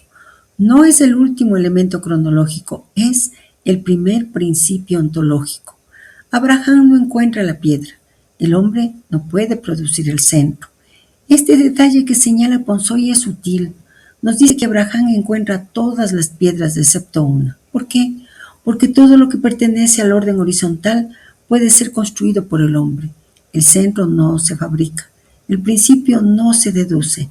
La piedra fundamental desciende. Por eso Alá se la da por medio de Jibrail. Es exactamente lo mismo que el ábside exilis. La piedra angular bíblica, el grial, el centro, siempre viene desde arriba. De perla blanca a piedra negra. Caída funcional, no degradación. Esto que menciona Ponzoi es clave. No ha sido siempre negra, brillaba como una perla blanca. A más de recordar que perla blanca es el símbolo del intelecto primero, primera existenciación de la esencia divina, desentrañemos lo que nos dice, pues es algo muy preciso y precioso también. Blanco, estado principial, no diferenciado, luminoso. Negro, condensación en el mundo caído. No es corrupción moral, es adaptación al mundo de la separación. Exactamente igual que el verbo encarnado, la luz que entra en la materia, el espíritu que se fija en la piedra. Por eso puede ser tocada, puede ser besada, puede ser mancillada y aún así sigue siendo testigo. Ruk como fundamento y como quinto. La palabra Ruk no solo significa ángulo, sino pilar, fundamento, principio estructural. Cuando se dice Ruk al-Arkan, el ángulo de los ángulos, y se aplica al profeta, ocurre esto. Los cuatro, los elementos, los puntos cardinales, el mundo manifestado. El quinto, lo que los unifica sin pertenecerles. El quinto no es un elemento más, es la reducción trascendente de los cuatro. Por eso en cosmología, éter, quintesencia, en alquimia, piedra filosofal, en metafísica, principio mediador. Cristo, profeta, piedra, grial, una sola función. Ponzoi y Guénon son absolutamente coherentes. Cuando los hermetistas cristianos dicen que Cristo es la verdadera piedra del ángulo, la verdadera piedra filosofal, no es una declaración devocional. Están diciendo, Cristo cumple exactamente la función del Ruk al-Arkan, lo que une cielo y tierra, lo que ordena la totalidad, lo que cierra y abre a la vez. Y por eso la hostia desciende sobre el ábside exilis. La piedra es mano derecha de Dios, el pan desciende del cielo. Todo apunta al mismo eje. Y bueno, seguimos preguntándonos por qué nos transmiten esto ahora. Porque este símbolo solo aparece cuando el eje ha sido reconocido, no para entenderlo, sino para habitarlo. ¿Y qué significa esto de habitarlo? Ya no buscamos el centro, ya no imaginamos la piedra, ya no construimos el templo. Ahora se nos muestra qué sostiene todo lo que hemos atravesado. No se nos pide hacer nada, no se nos pide afirmar nada, no se nos pide nombrar nada, solo permanecer alineados. La piedra no se mueve, el edificio reposa en ella y nosotros estamos ahí, en silencio, en el ángulo de los ángulos. Luego hay otro elemento muy importante. Cuando Ponzoye dice, él es el éter o quinta esencia, recuerda la enseñanza de René Guénon en su libro Símbolos Fundamentales. Él habla del éter en el corazón y claro, el alma se pregunta, ¿éter en el corazón? ¿Acaso no se nos ha transmitido que el éter está en Vishuddha? ¿Qué significa esto de éter en el corazón? Guénon nos lleva de la mano y nos muestra el símbolo para que lo realicemos, es decir, que pase de lo virtual a hacerse efectivo. ¿Contradicción? No. Cambio de plano. Es verdad lo que recordamos. En el simbolismo yógico y tántrico, el éter, akasha, se asocia a Vishuddha, el centro de la garganta. Ahí rige como elemento sutil, soporte del sonido, del mantra, de la vibración. Eso es perfectamente correcto, pero pertenece al orden psicofísico, no al metafísico. Guénon no niega esto, simplemente no se queda ahí. El éter en el corazón, no un chakra, sino el centro. Cuando Guénon habla del éter en el corazón, está operando un desplazamiento axial, no anatómico. Aquí el éter ya no es un tattva, ni un elemento entre otros. Es el principio de homogeneidad, el punto neutro, el centro anterior a toda diferenciación. Por eso dice, su estado de homogeneidad y equilibrio perfecto puede representarse por el punto primordial neutro. Ese punto es lo decisivo. El corazón no es aquí un chakra más, es la cavidad central, el lugar donde todo converge y donde todo emana. Por eso la cruz de los 4 elementos tiene en su centro la quinta esencia, representada por la rosa, el loto, el pentagrama. El corazón es igual al centro de la cruz. Macrocosmos y microcosmos, la misma clave. Guénon es impecablemente coherente. En el macrocosmos el éter es el principio que penetra y sostiene todo. En el microcosmos el corazón es el punto que contiene virtualmente todas las posibilidades del ser, conecta lo individual con lo universal. Por eso hace esta equivalencia. Éter, manifestación corpórea, Jivatma, manifestación psíquica, Brahma Atma, principio espiritual. No son 3 cosas distintas, son 3 niveles de lectura del mismo centro. Entonces, ¿qué es realmente el éter en el corazón? El éter en el corazón no es una energía, una localización fisiológica, una experiencia sensible.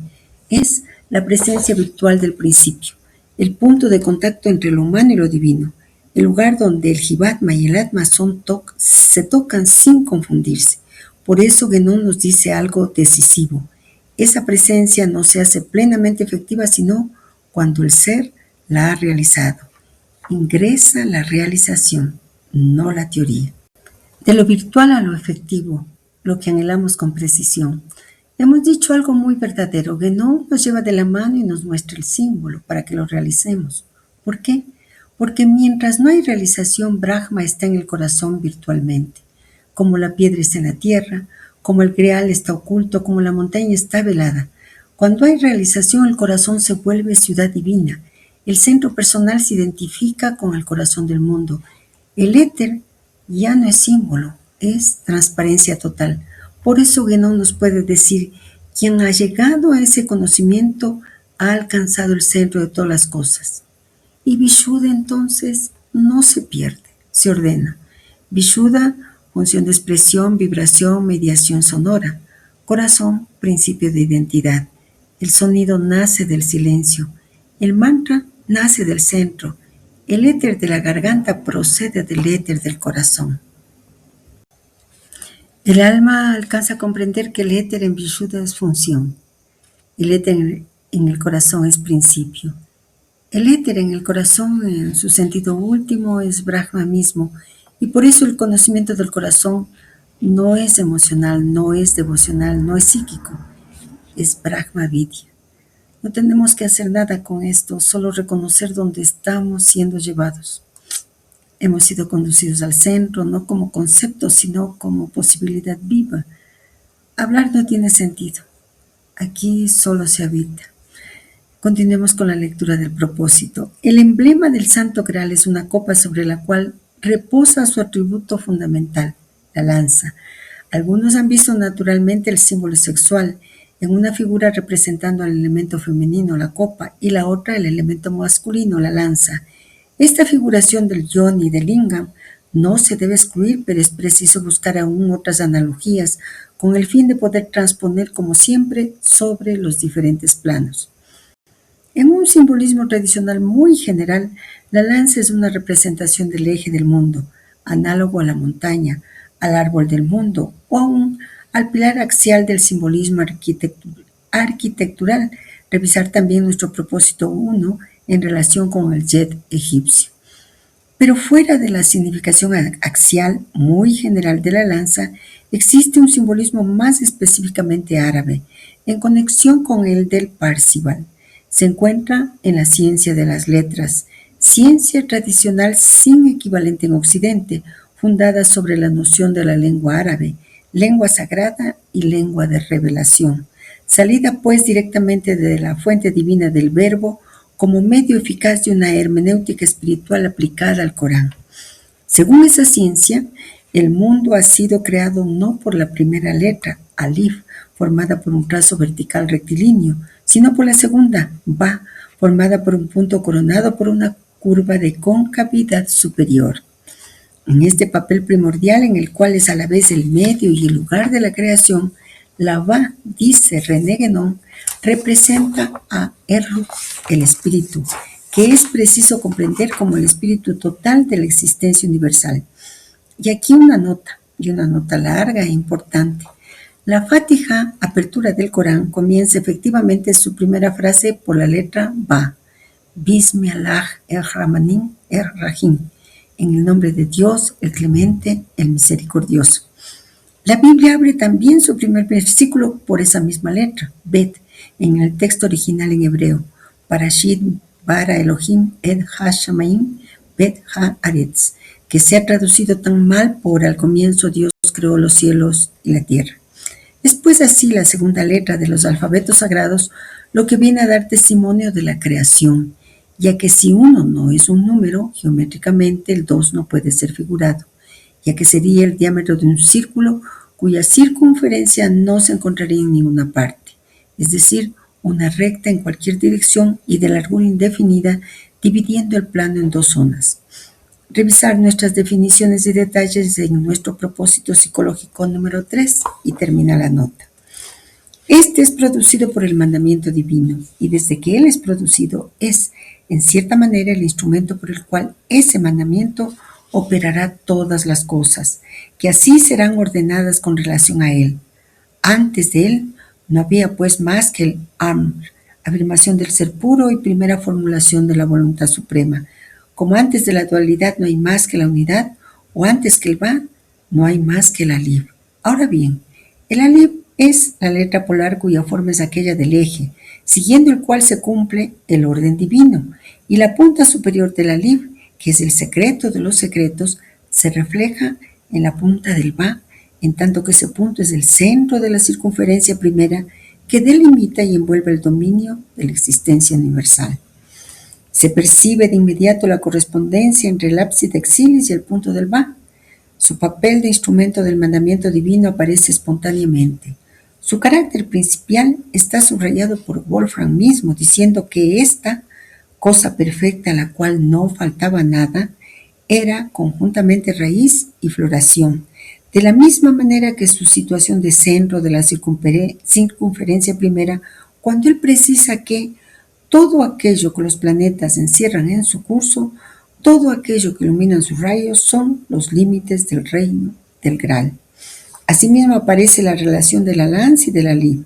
El hierro se identifica esencialmente con el Graal, como la punta de la lid se identifica con el punto del Ba, y es por su carácter trascendente que su herida debe escapar a todos los remedios del dominio cósmico. No puede ser aliviada más que por ella misma, y no es curada más que por el nuevo polo, quien se ha identificado a sí mismo al eje. Parzival, quien, como ella, según la etimología de Wolfram, es pasa a través. En francés antiguo dice la nota perceval, cerrada la nota. En fin, tales acercamientos hasta en el detalle, con una doctrina islámica constituida y precisa, no pueden ser fortuitos. La primera creación del punto del Ba es la curva de concavidad superior constitutiva de esta misma letra. Ahora bien, esta curva es considerada como un equivalente esquemático de la copa. Esta concordancia representa la única referencia doctrinal donde puede constatarse una coherencia perfecta de los simbolismos de la lanza y de la copa. Ciertamente el propósito resume lo que Pierre Ponsoye nos transmite al hablar de la lanza. Hagamos un resumen de este capítulo que nos llevará a una comprensión sobre lo que se transmite en el propósito. Función y simbolismo axial. La lanza aparece en todas las novelas del Grial, pero en Wolfram recibe un papel central. Es agente de castigo divino. Hiere al rey del Grial no solo físicamente, sino en su función regidora y en la vitalidad del reino.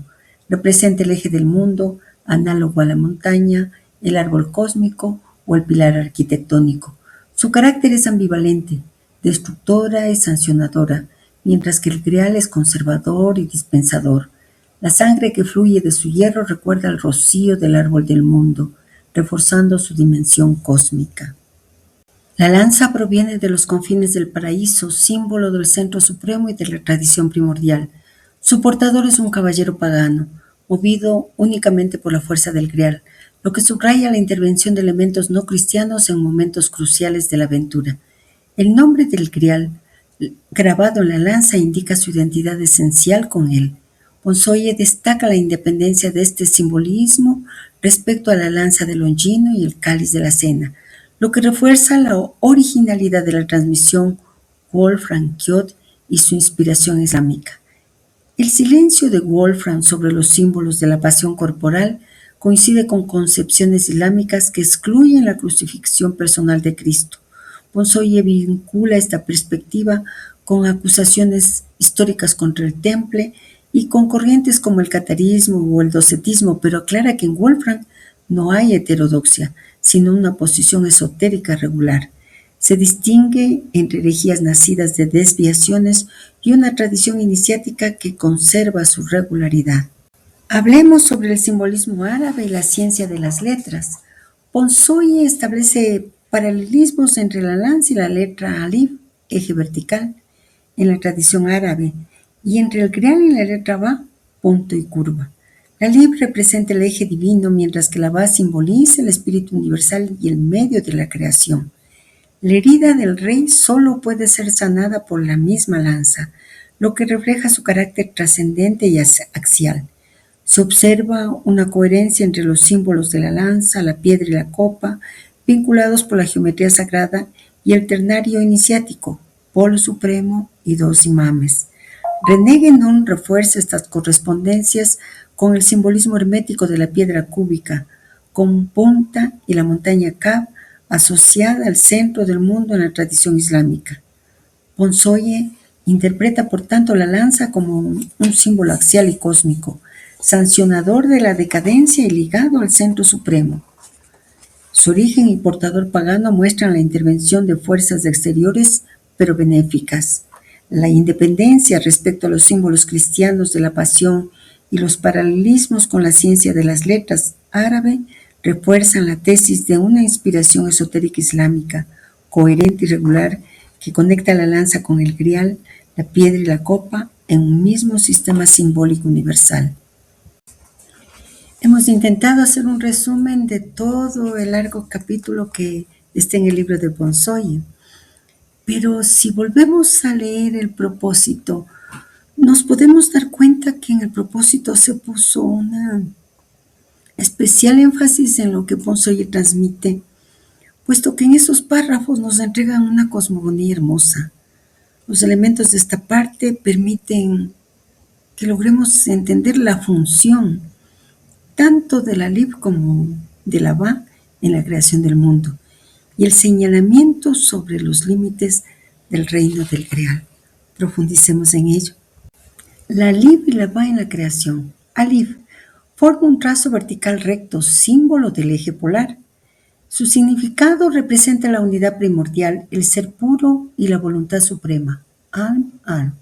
Función es el canal de la orden divina, el eje por el cual se transmite la creación.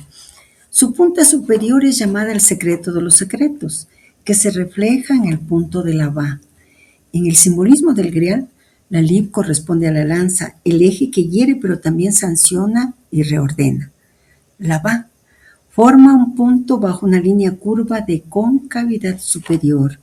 Significado representa Ruk, el espíritu universal de la existencia.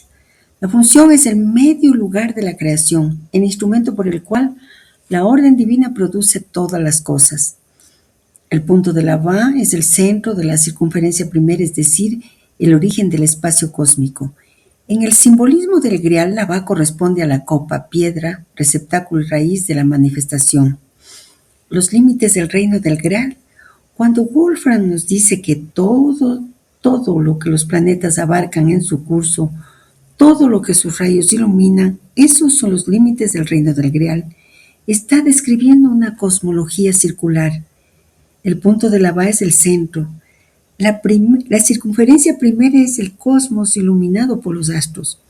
El reino del Grial se extiende hasta donde llega la luz y el movimiento celeste.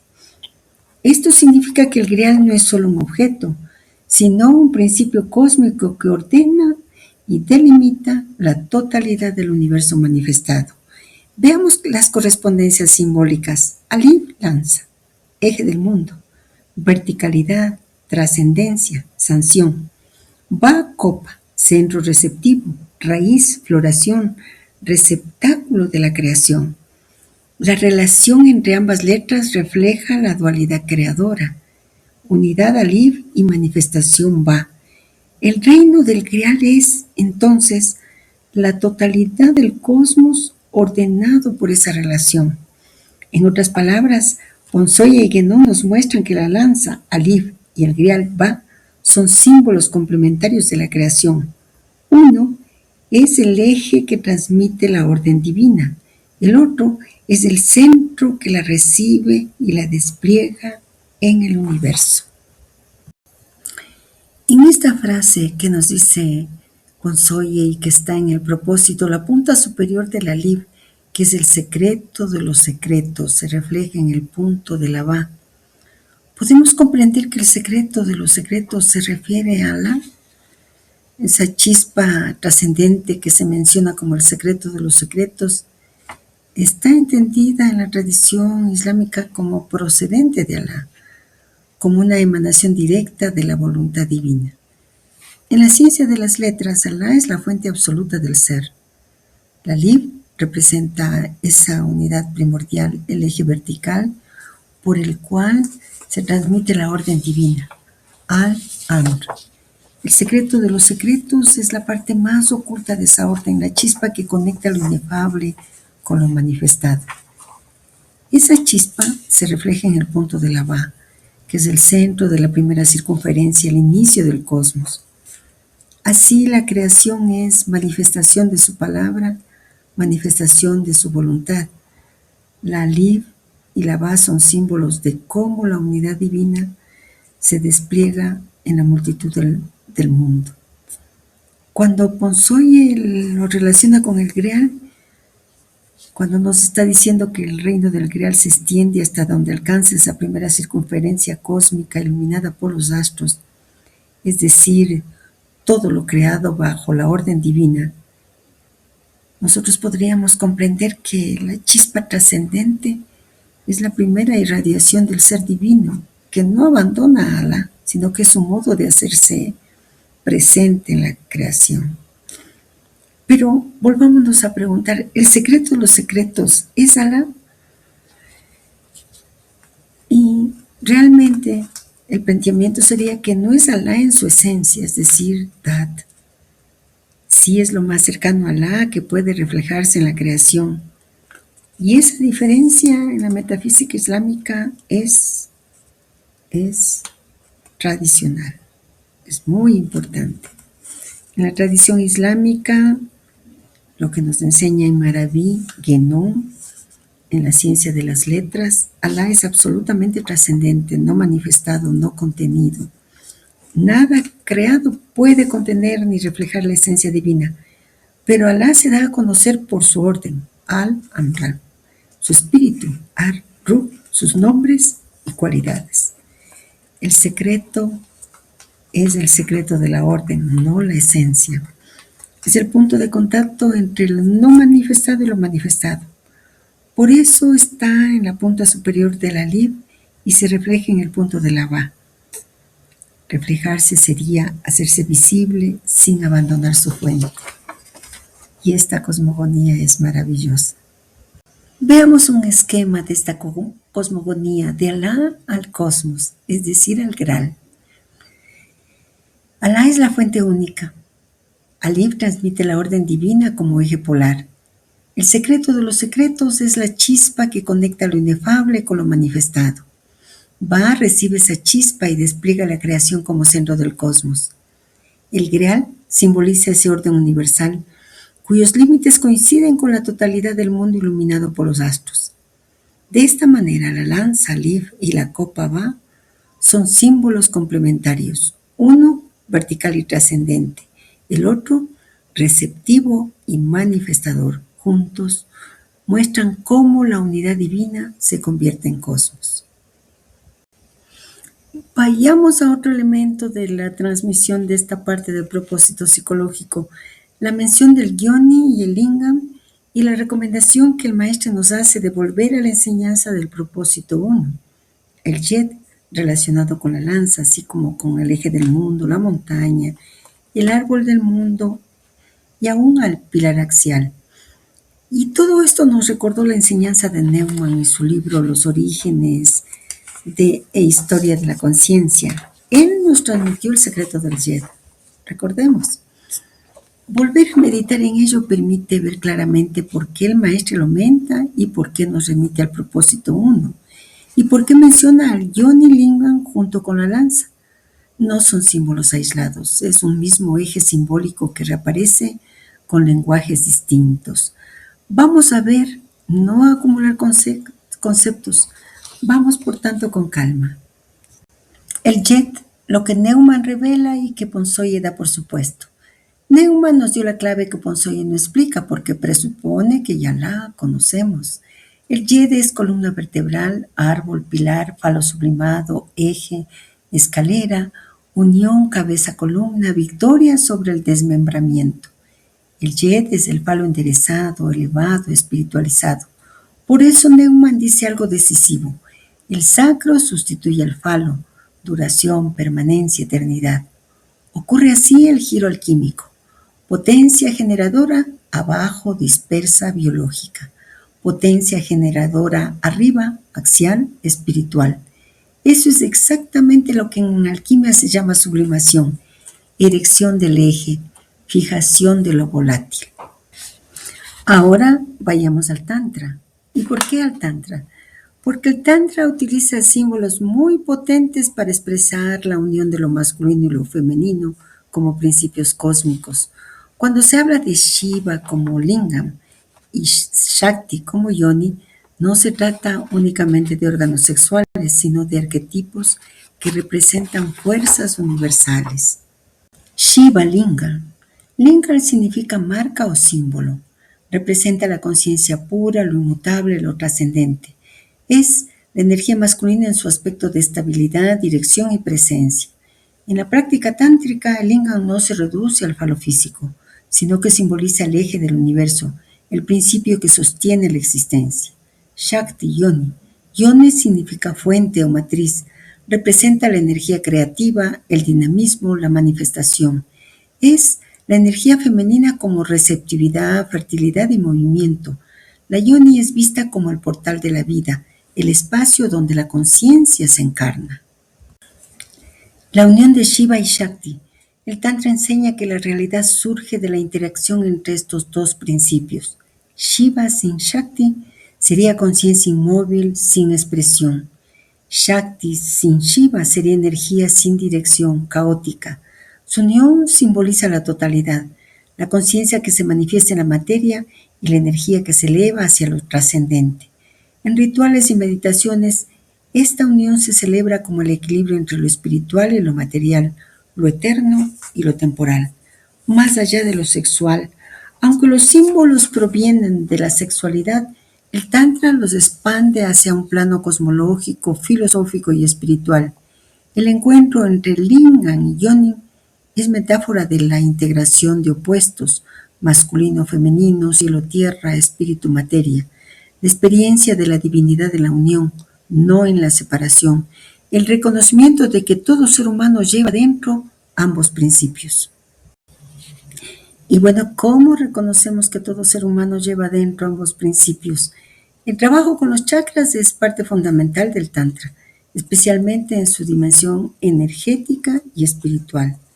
El Tantra considera el cuerpo humano como un microcosmos del universo, donde los chakras son centros de energía que reflejan la unión de Shiva, conciencia, y de Shakti, energía.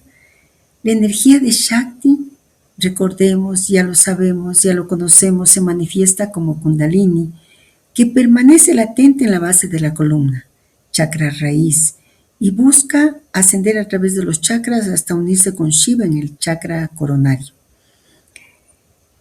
La función de la iluminación de los chakras, en síntesis, es un desbloqueo energético, liberar bloqueos, que impiden el flujo vital, restaurando equilibrio físico, emocional y espiritual. Y la transformación interior. Cada chakra representa un nivel de conciencia. Al activarlos, se expande la percepción y se integran aspectos de la personalidad. Pero la unión espiritual, la unidad espiritual es lo fundamental. El ascenso de la energía Kundalini simboliza el retorno a la unidad primordial de Shiva y Shakti. En síntesis, el Tantra aplica la iluminación de los chakras como un camino de integración energética y espiritual, donde el despertar de Kundalini y su ascenso simbolizan la unión de conciencia y energía de Shiva y Shakti dentro de cada practicante. Ahora lo decisivo, la pregunta sería ¿cómo nos atraviesa esto a nosotros? Aquí todo converge, Ali, Va, Yed, Lanza, Yoni, Linga, chakras, corazón. El error común, y nosotros no hemos caído en él, es pensar esto afuera como cosmología.